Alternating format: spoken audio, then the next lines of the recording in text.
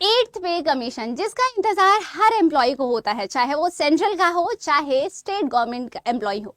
अब फाइनली वो डेट आ गई है, या मैं कहूँ फाइनली वो दिन आ गया है जब आपका ये कमीशन जो है लागू हो चुका है। यानी एट्थ पे कमीशन 1 जनवरी 2026 से लागू हो चुका है। अब आपका सवाल होगा कि भाई कहाँ, हमें पैसा तो मिल नहीं रहा, क्या इस महीने हमारी सैलरी बढ़ के आएगी? तो देखिए, इस महीने आपको सैलरी बढ़ के नहीं आएगी, इसका आपको एक साथ एरियर मिलता है। यानी कि अभी से आपको सैलरी नहीं दी जाएगी। जब ये कमेटी जो बनी है या एट्थ पे कमीशन, इसको रिकमेंडेशन मिल जाएगा जिसके लिए 18 महीने का समय मांगा गया है, उसके बाद आपको सारा का सारा पैसा मिलने वाला है। अब आपका सबसे बड़ा सवाल होगा, क्या ये जो पैसा मिलेगा कितना मिलेगा, या फिर हमारी सैलरी में कितने % बढ़ोतरी होगी, या फिर क्या हमें इसमें गवर्नमेंट को भी टैक्स देना है? तो इन सभी मुद्दों पे आज की इस वीडियो में हम बात करते हैं। नमस्कार दोस्तों, मैं जया आप सभी का आज की इस वीडियो में बहुत बहुत स्वागत करती हूँ। आशा करती हूँ आप सभी ने चैनल को सब्सक्राइब जरूर से जरूर किया होगा। तो आज की इस वीडियो में हम बात करने वाले हैं एट्थ पे कमीशन, जिसको आप सभी को पता है कि हर 10 साल में एक एट्थ पे कमीशन आता है। अब वो सेंट्रल का भी होता है और यहाँ स्टेट का भी होता है। हाल फिलहाल में जो सेंट्रल गवर्नमेंट के एम्प्लॉइज हैं उनमें बहुत ज्यादा खुशी का माहौल है, और यहाँ पर असम एक ऐसा राज्य हुआ है जहां सबसे पहले यहाँ पर एट्थ पे कमीशन लागू कर दिया गया है।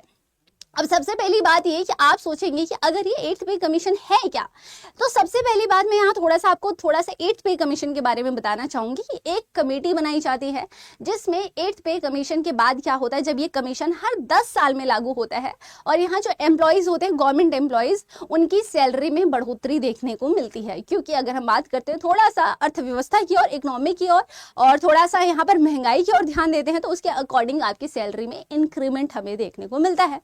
इस एट्थ पे कमीशन में कितने सदस्य होते हैं, कौन काम करता है, कैसे कमेटी बनती है, क्या काम होता है, सभी पे थोड़ा सा बात कर लेते हैं। तो सबसे पहली बात आपको जानना है कि एट्थ पे कमीशन में हमारे मुख्यतः 3 सदस्य होते हैं जो मिलकर के पूरी कमेटी बनाते हैं। सबसे पहली होती है जो कि है चेयरपर्सन, और यहाँ चेयरपर्सन इसमें है जस्टिस रंजना प्रकाश देसाई, जो कि सुप्रीम कोर्ट की पूर्व जस्टिस रह चुकी हैं। दूसरे अगर सदस्य की मैं बात करूं, वो है पुलक घोष, जो कि IIM बेंगलोर में प्रोफेसर रह चुके हैं। तीसरे सदस्य की मैं बात करूं तो ये है यहाँ सचिव, यानी कि जो सचिव की पोस्ट में पंकज जैन है, वर्तमान पेट्रोलियम सचिव है ये। अब इन तीनों ने मिलकर के एक कमेटी बनाई है जो कि पूरा है, इसमें पूरा इन्होंने डिसाइड करना है कि कैसे क्या चीजें होने वाली हैं। और एट्थ पे कमीशन की अगर मैं बात करूं, इसके रिकमेंडेशन के लिए जो है 18 महीने का समय मांगा गया है। अब जो सबसे बड़ा सवाल जिसके लिए आज हम यहाँ पर उपस्थित हैं, और आप भी कहीं ना कहीं इस वीडियो पे इसीलिए रुके हुए हैं क्योंकि आज हम बात करने वाले हैं कितने % आपकी बढ़ेगी सैलरी, और आपको कितना है जो टैक्स देना पड़ेगा, या कौन से लोग हैं जो अभी टैक्स नहीं दे रहे हैं लेकिन आगे जो है आपका एट्थ पे कमीशन होने के बाद आपको टैक्स देना बढ़ सकता है। अब इसको थोड़ा सा कैलकुलेशन करके देख लेते हैं। मैं प्रॉपर कैलकुलेशन करके लेके आई हूं, तो समझने की कोशिश करते हैं। समझिए, अगर किसी की सैलरी यहाँ 50,000 है, अगर आपकी सैलरी यहाँ 50,000 है 2026 में, कितने में, 2026 में अगर आपकी सैलरी है 50,000, तो 2028 में कितनी होगी, इन सभी चीजों पे हम बात करते हैं। सबसे पहले समझिए कि अगर आपकी सैलरी में बढ़ोतरी होती है कितनी की, 15,000 की, 15,000 की बढ़ोतरी होती है, तो इसको काउंट 2028 में ही करेंगे हम। ठीक है, ये काउंट होगी कितनी हो जाएगी, 65,000 हो जाएगी।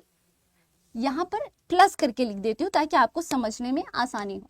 15,000 आपकी अगर ये बढ़ती है, 15,000 अगर आपकी ये बढ़ती है, तो आपको आएगी टोटल सैलरी आएगी 65,000। कितनी आ जाएगी, 65,000। अब समझिए कि आपकी जब सैलरी बढ़ी है 15,000, यानी कि अगर हमें 18 महीने का रिकमेंडेशन का टाइम दिया गया है, यानी कि सैलरी आपको 18 महीने बाद आएगी, तो आप कहते हैं 15,000 गुणा 18, यानी कि 18 महीने में 15,000 से हम मल्टीप्लाई करते हैं, तो ये हमारा होता है 2,70,000। कितने हो जाएंगे, 2,70,000 हो जाएगा। यानी कि 2028 में जो हमारी एक्चुअल सैलरी है, इसमें 2,70,000 ऐड होकर के आने वाला है। अगर हमारी सैलरी 50,000 है, यानी कि सालाना हमारी सैलरी कितनी हो गई थी, तो 15 लाख को अगर आप 50,000 को 12 से करते हैं तो ये होता है आपका 6 लाख। अब समझिए कि ये थी हमारी 2026 की सैलरी, ये थी 2026 की सैलरी थी। इसको हमने कहा कि ये है हमारी 2026 की सैलरी, हमारी इतनी थी। अब इसमें जो एरियर बढ़ा वो कितना बढ़ा, 15,000 का महीने का, और 18 महीने हमें समय मांगा गया है, यानी कि 18 महीने की सैलरी आपके पास एक साथ आएगी। तो 15,000 इंटू 18 किया तो टोटल हमारा जो बढ़ा इंक्रीमेंट दिखा 18 महीने का, हमें दिखा कि 2,70,000 हमारा इंक्रीमेंट हुआ। यानी कि अगर मैं टोटल 2028 में सैलरी की बात करूं तो 2,27,000 हुआ, और ये 6 लाख पहले था। यानी कि हमारी टोटल जो सैलरी हो गई वो हुई 8,70,000। 8,70,000 हमारी टोटल सैलरी हो गई। कितनी हो गई? 8,70,000 ये हमारी हुई टोटल सैलरी, जो कि हुई, जिसकी भी यहाँ 50,000 है। ये हुई टोटल सैलरी हमारी किसकी? तो जिनकी सैलरी यहाँ 50,000 तक की थी। अब इसी तरीके से एक और एग्जांपल मैं आपको देना चाहूँ, वो होगा हमारा 10,000 का। अब समझिए 1 लाख का, 10,000 नहीं, माफी चाहूंगी, 1 लाख की अगर आपकी अभी जो सालाना इनकम है आपकी, महीने की इनकम है अगर आपकी 1 लाख, कितनी है? 1 लाख अगर आपकी यहाँ पे महीने की इनकम है। अब समझिएगा ध्यान से कि 2026 में कितनी है और 2028 में कितनी रहने वाली है। अगर ये 1 लाख 2026 में है, यानी कि इसको इंटू 12 करते हैं, यानी कि 12 महीने का अगर हम निकालें तो ये हो जाती है 12 लाख के करीब हमारी सैलरी। सेम अगर 2028 का मैं आप लोग को यहाँ निकाल के दिखाऊं कि 2028 में आपके पास कितनी हो जाएगी, तो अगर इसको समझिए कितनी इंक्रीमेंट होती है। इंक्रीमेंट की अगर मैं बात करूं, समझो कि अगर यहाँ 30,000 का इंक्रीमेंट होता है, ये है इंक्रीमेंट, कि अगर आपकी सैलरी 1 लाख है तो आपको अगर 30,000 महीने बढ़ के मिलता है तो टोटल हमें 18 से मल्टीप्लाई करना है, ऑब्वियस है, क्योंकि 18 महीने का समय दिया गया है। तो 30 गुणा 18 अगर जब आप करोगे तो ये हो जाता है आपका 5,40,000 के करीब। कितना हो जाता है? 5 लाख। यानी कि आपको 18 महीने में जो इंक्रीमेंट मिलेगा आपकी सैलरी के अलावा, इस सैलरी के अलावा जो आपको मिला वो मिला 5,40,000। यानी कि 12 लाख आपके पास पहले से ही है। 12 लाख क्या है आपके पास यहाँ पे पहले से है, 12 लाख, जिसमें आपने 5,40,000 को और ऐड कर दिया, तो ये आपका 5 और 12 कितना हो गया? 17,40,000 हो गया।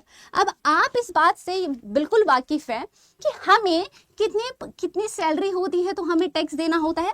तो आप कहेंगे अगर हमारी सैलरी 12 लाख से ऊपर है, 12 लाख से ऊपर है तो हमें 10% का टैक्स देना होता है। ये साफ साफ हमें मालूम है। अब आपकी सैलरी जो महीने की 1 लाख थी, यानी कि 12 महीने की 12 लाख थी, इसमें अगर हमारा हर महीने 30,000 बढ़ता है तो ये टोटल हमारे 18 महीना हम इसलिए काउंट कर रहे हैं क्योंकि 18 महीने का हमसे समय मांगा गया है। यानी आपकी सारी सैलरी 18 महीने की एक साथ है। तो 18 महीने में अगर हर महीने 30,000 भी बढ़ रहा है, 18 महीने हमारे 5,40,000 बढ़ जाते हैं। तो इसमें ये दोनों ऐड हो जाएंगे, ये प्लस हो जाएगा, और जब आपने इन दोनों को प्लस किया तो ये 17,40,000 आपकी 1.5 साल की, जितना ये पूरा टाइम है सालाना, ये पूरा का पूरा आपका आ जाएगा इतना। अब आपको पता है कि इसमें आपको 10% देना है। अब 10% यानी इसका हो गया, कितना हो गया? सीधा आपका हो गया 1,74,000 आपको ये टैक्स देना पड़ जाएगा। ये टैक्स आपको देना पड़ेगा। महीने की आपकी बढ़ी कितनी थी? 5,40,000, जिसमें आपको 1,74,000 केवल और केवल टैक्स देना पड़ेगा। तो आप माइनस कर सकते हैं 5,40,000 में से 1,74,000 को, और जितना बचेगा उतना ही आपके अकाउंट में पैसा आएगा, उतना ही आपका अकाउंट में पैसा होगा, या आप कह सकते हैं उतनी इंक्रीमेंट आपकी हुई है।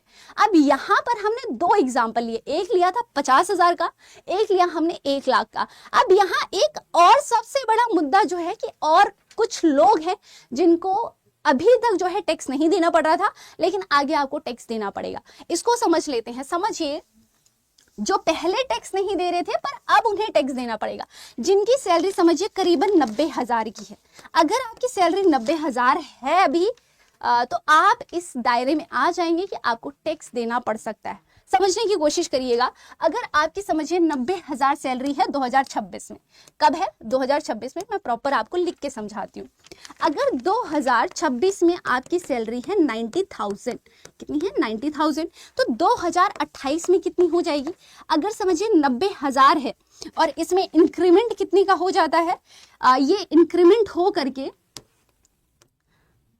2028 में इंक्रीमेंट हो करके 1,10,000 होता है।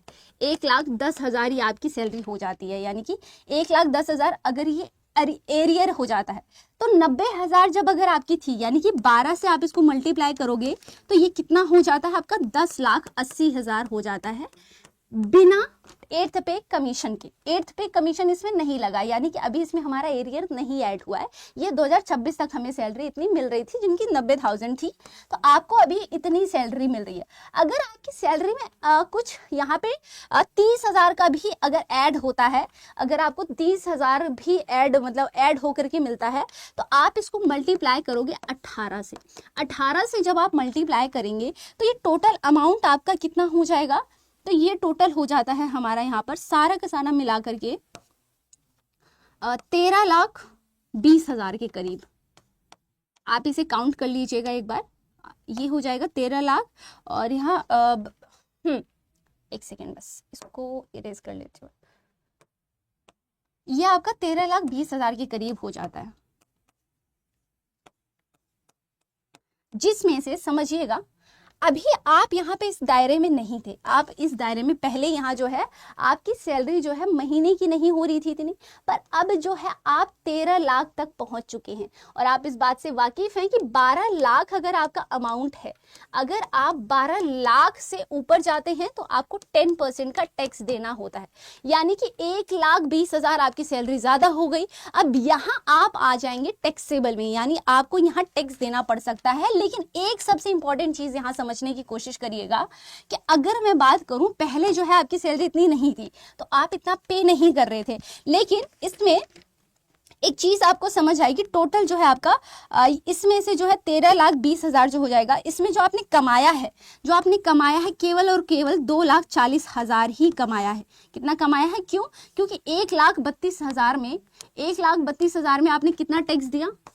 1,32,000 आपने टैक्स दे दिया, आपने टैक्स दिया, ठीक है। और जो कमाया है वो 2,40,000 कमाया है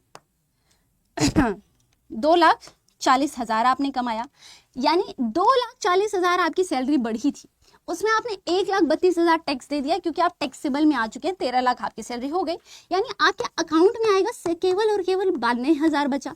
यानी कि आपके अकाउंट में सिर्फ इतना आएगा, आपका जो महीने का 90,000 में अगर आप 30,000 आपकी बढ़ रही है 8th पे कमीशन के बाद, तो टोटल आप महीने का मतलब महीने नहीं, माफी चाहूंगी, 18 महीने में टोटल आप 2,40,000 तक ही कमा पाते हो, ठीक है, 12 महीने में।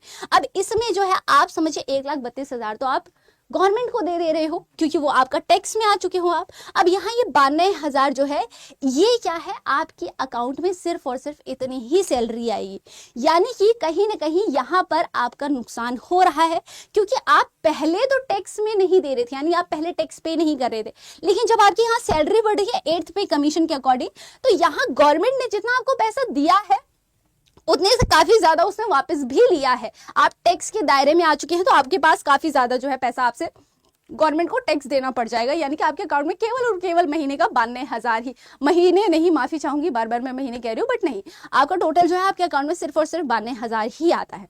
अब यहाँ सबसे बड़ा जो अभी यहाँ सतर्क रहने वाली बात यह है कि अब आपको यहाँ पे इन्वेस्टमेंट समय पे सोचना पड़ेगा कि आप इन्वेस्टमेंट कहाँ करेंगे ताकि आप टैक्स से बच सकें, ठीक है, जिसके लिए आप अपने CA से यहाँ पे जो भी सजेशन है ले सकते हैं। और यहाँ पर अपने दोस्तों को भी ये वीडियो जरूर से जरूर शेयर कीजिएगा जो कि गवर्नमेंट एम्प्लॉय हैं या जिनका अभी सिलेक्शन हुआ है, और अपनी फैमिली तक भी इस वीडियो को जरूर से जरूर शेयर कीजिएगा। मिलते हैं नेक्स्ट वीडियो में, तब तक के लिए thank you so much for watching, और चैनल पे अगर नए हैं तो चैनल को सब्सक्राइब जरूर करिएगा।